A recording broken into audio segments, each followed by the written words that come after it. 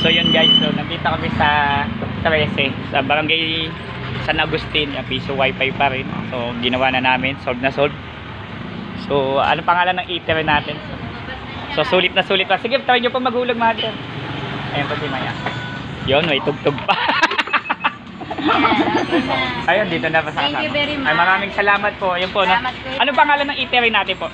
Ito po, Sylvia's. Sylvia's Eatery dito po sa San Agustin 3, malapit po sa Prime Water, katabi lang po, no. Napakasarap na kanilang bopis, napakasarap, sulit na sulit. So napakatindi yung magluto, napakalinis, no. Napaka-spacious yung kanilang lugar sa mga gustong kumain dito, lang sa likod lang to ng SM. So sulit na sulit yung kanilang menu, laging bago. Ito po yung kanilang mga menu. Quality po yung kanilang luto. Pero siyempre, napakasarap ng ano nila. Siyempre may piso wifi, no. Siyempre ginawa yung piso wifi nila, sira lang yung memory card. Okay na okay po. Sylvia's Eatery. Dito po ito located sa San Agustin 3.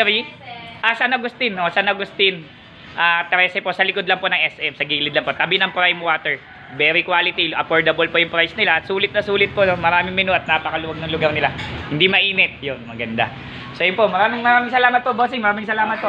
So maraming salamat. PC mo gawa mo. Don't forget to subscribe.